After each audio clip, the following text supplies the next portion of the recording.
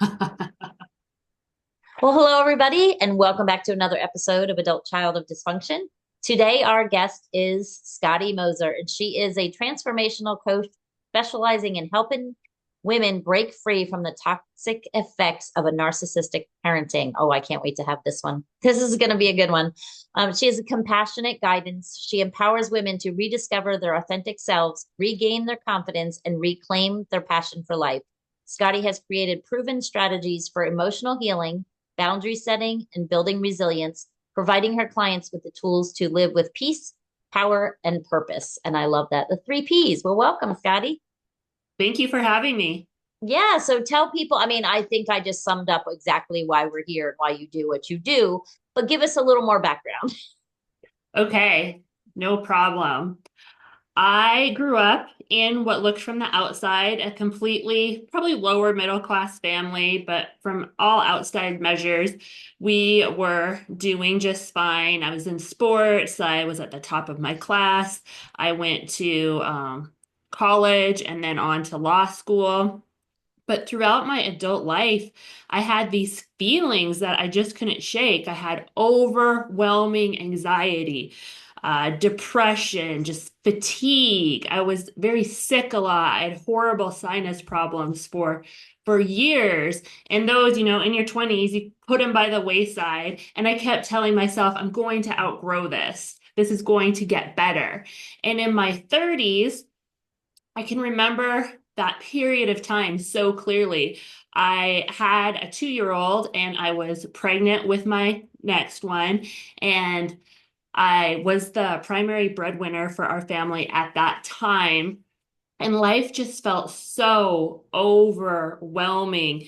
In my career, I was self-employed, so my career felt wobbly, especially with what I knew. Now I knew I had no naivete to protect me. I knew exactly how much time another baby was going to take, and I felt panicked to the point where I would crawl under my desk and shake this anxiety. This wasn't, things were bad then, but this anxiety wasn't anything particularly new to me. I just had just been telling myself that I was going to outgrow it. And I thought, I'm 30, that time I was 36 years old. I'm 36 years old. This is not going away. I have to do something. And what I wanted to do, I'm a big book junkie. What I wanted to do was eat, pray, love my way out of that situation. I wanted to go to Italy and Bali and connect to my spiritual center, but I had already explained my situation, so obviously that wasn't happening. And I decided I had to do something. I decided I would take my journey on the inside. And I took a couple of classes that the universe brought to my attention, coaching classes, specifically the energy of money. And I also use my legal research skills and my analytical mind, and I consumed everything that I could find. I call it my second law school. I'd be rocking the babies and listening to things. And I started coaching myself. I started coaching other women attorneys mostly about the things that I had learned because so many were struggling with the exact same things. I was looking for this common thread to unite my coaching business around because for myself and my clients, so many times it felt like we were wrestling bubble gum. We would squeeze or we would clear and clear and clear, and boom, it would pop up over here. And I knew that we weren't getting to the root of it, the real root cause. And eventually the universe brought it once again to my attention. It popped up on YouTube as a suggested video, how to set boundaries with difficult people. And that was my introduction into narcissistic parenting. And that was the key. I read everything and listened to everything I could find about that. And that was the common thread, the uniting factor for both my dysfunction and my client's dysfunction. All of these patterns that felt intractable, that we couldn't escape. We hadn't yet got to the root, and the root was this narcissistic parenting that we had experienced in childhood. Perfect. So now you are a coach for narcissistic parenting clients. So that's awesome. So talk about for people that are out there listening. So how give some examples of what it looked like living with a narcissistic parent? Because a lot of people think, when they say they think it's always spouse. They think it's always boyfriend, girlfriend, or a spouse. So many people don't even grasp the concept that, wow, it could have been my mother, or it could have been my father, or a sibling even. So talk a little bit more about that. Yes, that's such a great question because most of the time, I would go so far to say almost always, if you are struggling or someone you know is struggling with a narcissistic relationship, intimate relationship, the roots go way back into the parent-child relationship. Usually, almost always, not always, but almost always. So for me, growing up, my father would rage. He would rage at us from the time we were really little. And I don't remember this stuff when I was little, but I know that it happened because I watched him do it. I'm the oldest of five, and I watched him do it to my siblings. So I know that that also happened to me. And it didn't matter. It could be the littlest thing. It could be knocking over a plant or anything would set him off, and he would just go into these tirades. He would tell us that we're worthless and that we're no good and that we don't know anything. And I can remember this big hulking 6'2" guy screaming at that at me as a child, and it would happen 4 or 5 times a week. And even on the days when it didn't happen, you were walking on eggshells. You were so tight and constricted. And so I coped by being perfect and trying harder. I thought that it was all kids have this protective mechanism in them because it's too painful to realize that the person that we depend on for our survival is actually very unsafe. And that's not really something we can cope with because it's so futile. We're their prisoner until we're 18. And that's way too much for a little system to cope with. So, what children do is they do some mental gymnastics and they think, if I could just be better, he's telling me I'm worthless all the time. And if I could just do it right, Mm-hmm. then they'll love me. And so I coped by being perfect and always striving, pushing. And so our life looks really good from the outside and my siblings followed the same path.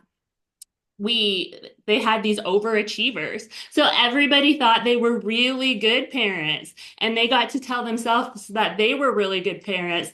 And we went to church every Sunday, but when the doors closed, when we were back home, it was a different person. And I want to mention my mother's role because so many times people let the enabling parent off the hook, but she was an adult and she was a parent and she stood there and watched and she did nothing. 4 years, consistently 4 years.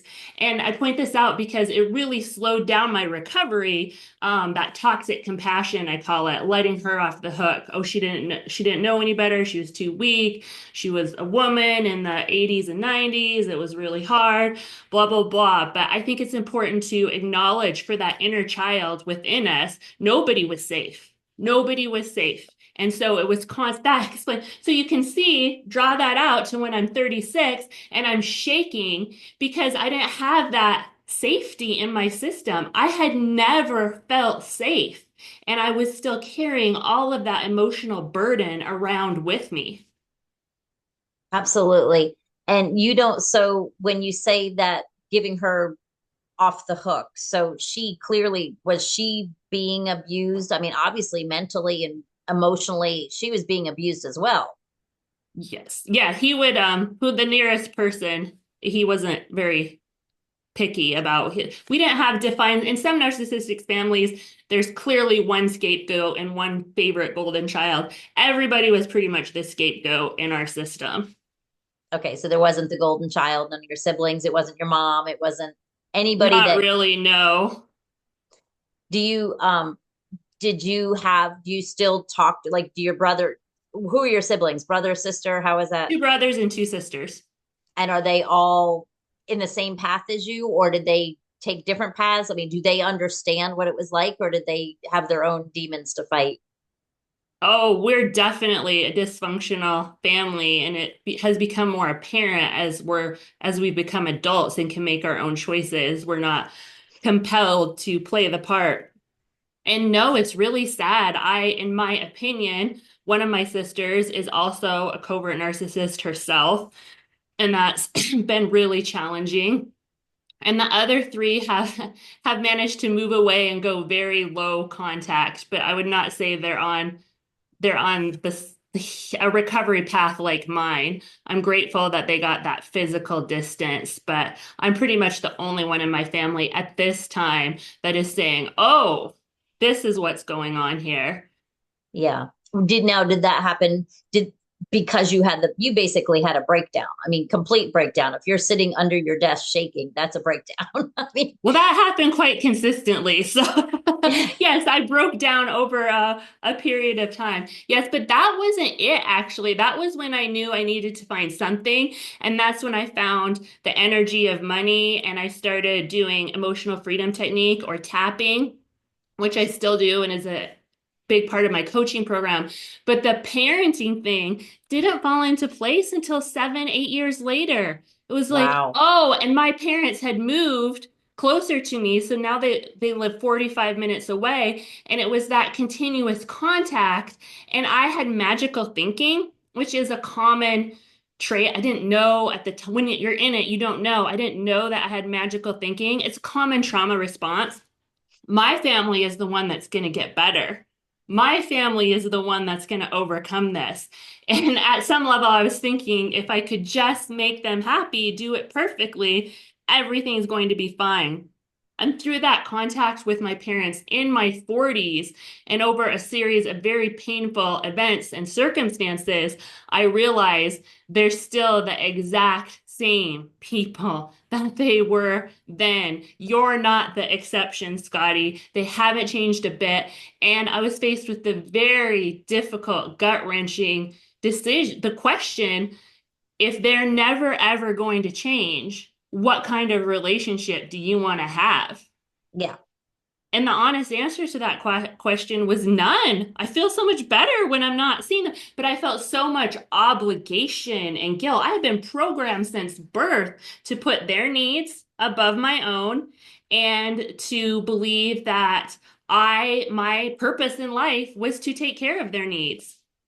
They were So more what important. Oh, go talk ahead. a little bit more about your mother because like she obviously did nothing to protect you or to stop the emotional and I mean just horrendous probably abuse, verbal abuse and everything else but talk a little bit about what was her like was she obviously a total enabler for your dad letting him get away with complete and utter chaos but how was your relationship with her like did she make you like completely codependent on her as well like For my 20s, I was so intent on not being in a relationship with my father because he was clear, okay? You know you're gonna walk on eggshells, you know you're gonna get the short end of the stick.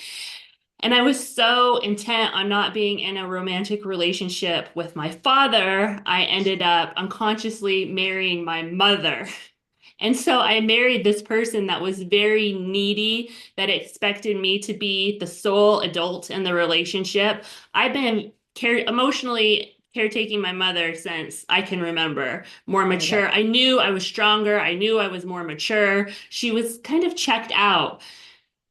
She did not have a substance abuse problem, but that's the only thing I can compare it to explain it. It's just checked out, vacant. I remember she napped for large portions of the day throughout my entire childhood. And my siblings recall that also. And so I married my mother, and it just became, I was married for 5 years before it started to click. It was so draining. I was mm-hmm. completely drained all of the time. You know, he was never going to yell at me, but I was going to have to caretake him like he was a child. And I realized for the duration of my adult life, that was going to be too much for my physical system to handle, for my emotional system to handle. And we had a very devastating divorce, and my parents were not supportive throughout any of that process. And that's when somebody said the word codependent to me. And I read Melody Beattie's book, Codependent No More, and things started to Mhm. come together. And I realized that I had some serious work to do. Yeah. Well, and obviously you're going to marry someone either like your mother or like your father because that's what we do. We our brains are committed to that, I guess, comfort, even though it's miserable, it's comfort. You still know. And also, as someone who spent their whole life just trying to be perfect, that's why you get needy people because you get someone that you think you can fix and you can help and you can be that person for them and you can be the big person and because you spent your whole life out of control.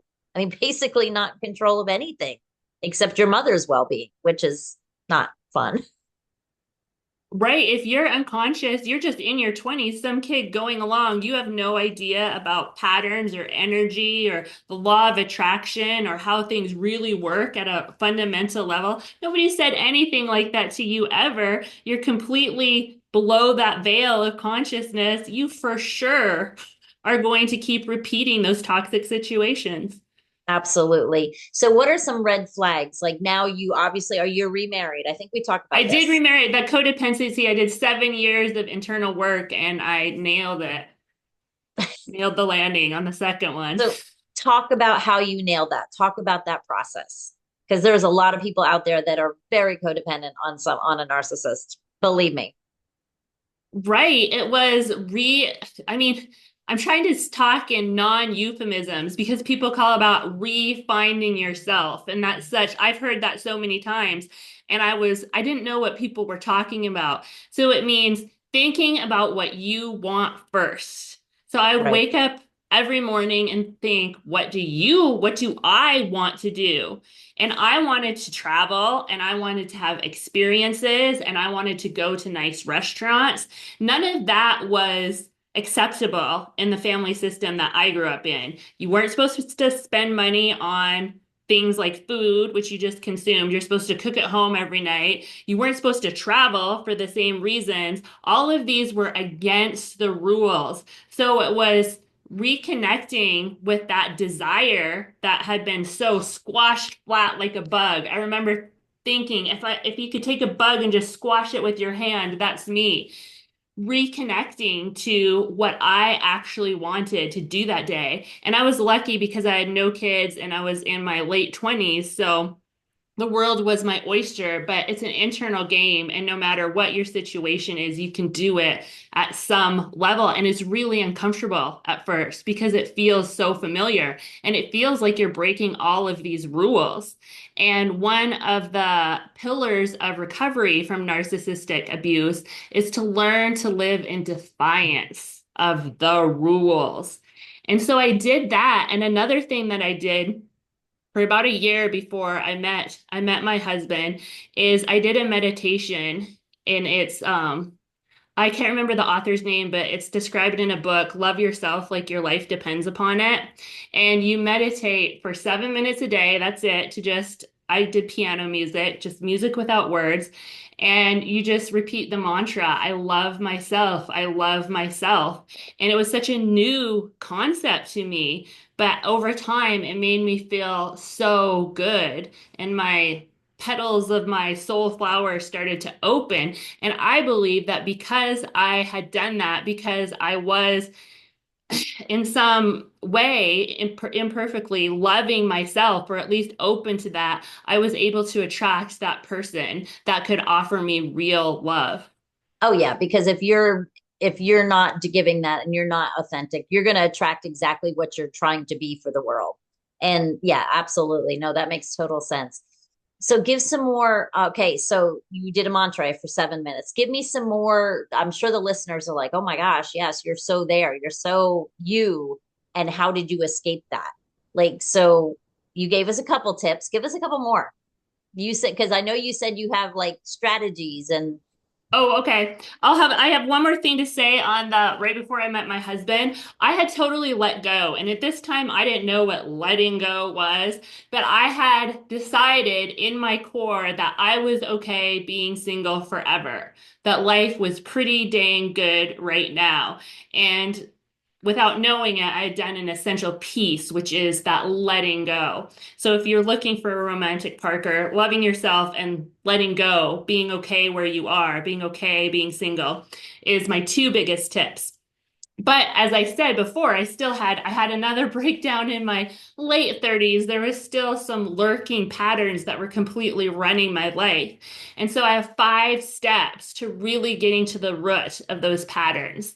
And number one is to do the emotional work of releasing the burden. And in my program, I teach people to do that through tapping because we can do some mental gymnastics, which is helpful to a point, but it's not all the way. And we carry those patterns in our body. That's why breaking the rules feels so wrong at a Hmm. physical level.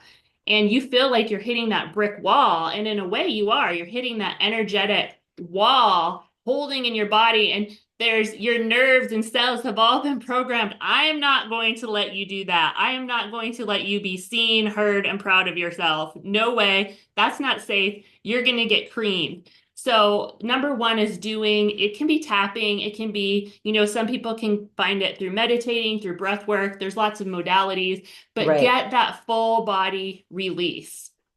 And then step two, and go back and forth, these are interchangeable, is make sense of what happened to you. Like when I got that narcissistic puzzle piece in, oh, this wasn't just me carrying around a bunch of what are they called? Limiting beliefs. It's not just me carrying around all these limiting beliefs. They're actually very clear. They had a very clear objective, which was to keep them happy. And they came from somewhere and there's a thread running through. They're structured. To make sense of what happened to you, it wasn't Mm. just you struggling. It's because somebody put this on you, usually consciously. And number three is put some distance, physical, emotional, between you and narcissistic people in your life. Number four is to open up and create safe relationships. I Mm. didn't do this for a long time because it felt way too scary. And I was thinking to myself, I am fine on my own. I'm good. I have my husband. I have my fam. Don't need anybody else. Too risky.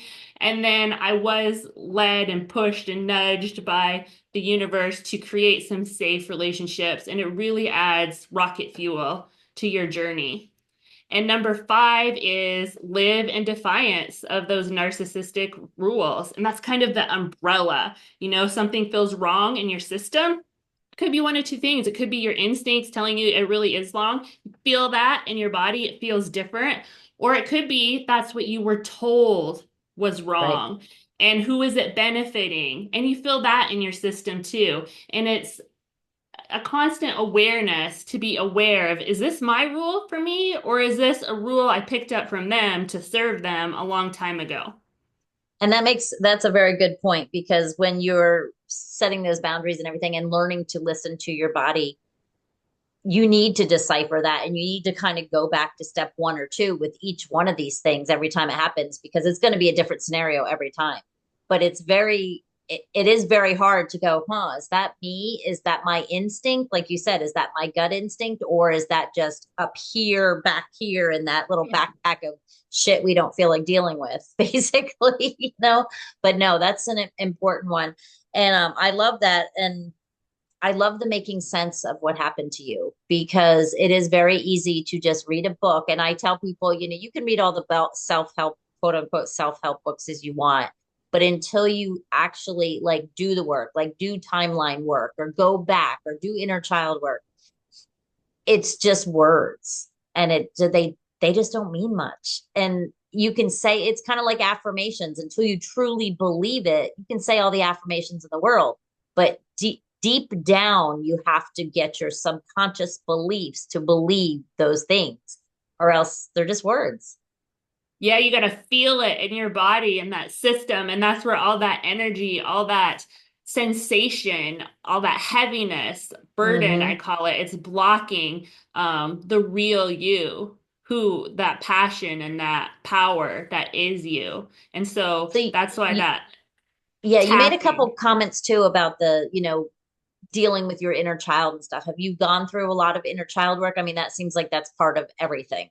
Yes, that's a huge piece of it. You have to rescue that part of you that's still stuck. I don't understand all of the universal rules and physics and whatnot, but to me, that piece of you is still stuck in that situation, frozen in time, living in your body, screaming that core belief, whatever it is, like they're Mm-hmm. not here for me, I'm worthless, whatever it is for you. And it's just screaming like this, and it's in your chest, or it's in your legs, or it's in your gut, or your shoulders. You're carrying the weight of the world. And you have to do that work of feeling that and releasing it from your body.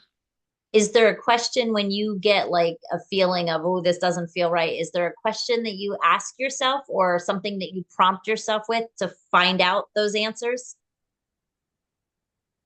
Yeah, so I have to do, I'm such a cerebral person that my process is a little longer. I have to tap through the points on what am I feeling right now? I'm feeling overwhelmed or exhausted, like the three things I'm feeling right now, because usually I'm spinning, and what I'm thinking, all that surface level gunk. And so I release that out of my system, and then I get into this all started when. And that's the Mm-hmm. question after I've cleared the top, I ask myself, this all started when?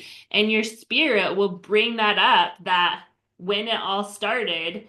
And it's usually something a really long time ago. Not always, but usually, really, and where that belief formed. And then I can go in and I can rescue that piece of myself.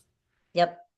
And that sounds a lot like, I mean, it seems like you have, obviously, you've been doing this a long time. So it seems like you have different, I mean, if you call them modalities, it's just different ways of going at the same thing. But it's like when you say that parts work, like people that have learned a lot about like internal family systems and parts work. And like you said, all those are little parts and each one has to be dealt with. And sometimes they have to be integrated together. Like you might have one part of you that's protecting you and one part of you that's fighting against something. So it's really it's interesting going through your different processes. I just like to listen to people's processes because it's fun.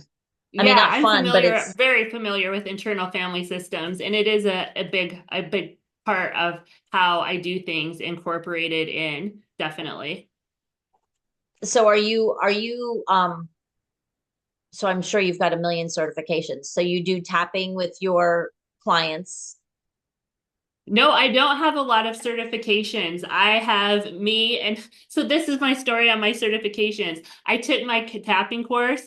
I had three. I was gonna finish. I had a surprise pregnancy when I was 39 years old, having Oh, my third child, and they're back to back to back. So four, two, and new. And there was a lot of hoops you had. I had taken the whole thing, but had to like fill out these reports and things to get my certification. And I looked at this and I thought to myself, I have two degrees, I have a graduate degree, I have a doctoral degree, I have a Bachelor of Science degree, I am licensed in three states to be an attorney. This is me. This is what I do. And I actually I'm not certified technically in anything. well, you know what? And I laugh because I know there's people that are out there to get like every single certification in the book. And then there's people that are like, no, I needed to learn to tap for me. And if I can show somebody at the airport how to do that so that they can get on the plane, God help them. You know what I mean? Like, Yep, let's do it. yep. And that's exactly how I am because at the end of the day, you take everything you learned to do your own work, to heal yourself. That is 10 times more powerful. That's why I said when you work with a coach, when you work with a therapist, when you work with a counselor, whatever it is, don't look at the plaques on the wall. Ask them what they've been through. Totally. I totally agree because I have coached several therapists that a lot of what I was presenting was new to them, or applying it to them was very new to them. It's really interesting. Just because you learn it up here doesn't mean that you've walked the path on yourself. Absolutely. And it's the same thing. Like I said, you can read about tapping. It's not the same as actually learning to tap or Right. tapping out yourself. And, I'll say that like, I mean, I'll think to myself, I'll be at work about something. I'll be like, I got to go home, tap that one out. Like, and people are like, what? I'm like, never mind. Like, never mind. You don't get it. But yeah, just being able to use those tools and then share those tools is really what it's all about. Yes, and nobody has ever cared uh, about my certifications. They care about whether I can help them. And I have Yep. been to the school of hard knocks, so I can really speak the language of my crew. There's have you ever heard of Lisa Romano? Oh yeah, yeah, I watch her YouTube stuff all the time. She's Yeah, great.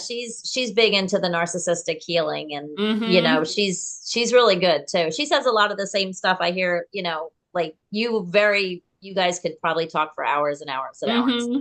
Yeah, but but yeah, that's awesome. So tell people if they want to work with you, they want to learn more about this. First of all, what are some questions, maybe one or two questions that they can ask themselves if that's the situation? I mean, because like, okay, good example is I went to therapy. They never said my mom was a narcissist. And then when I finally went to her and said, why didn't you tell me? She was like, well, I never met her. I couldn't diagnose her. Total BS. Like you could have at least clued me in so I could have done my own research and figured it out. But what are some questions people could ask themselves to see if maybe the narcissistic parenting is something they went through and they didn't even realize it? Yes, you can ask yourself. I'm going to pull up, there's four questions, and I call them vows. And vows are beliefs that we think over and over and over again. So if any of these resonate with you, I would say perhaps ding, ding, ding. The first is I vow to always conform, even if that means staying small and struggling. Mm. These aren't going to necessarily make sense to our conscious mind, although for a lot of you I will, but you're going to feel that resonance in your gut. The second is I vow to take care of everyone else and never have a need myself. Does that sound like you? I vow to be invisible. And the fourth one is I vow to be perfect.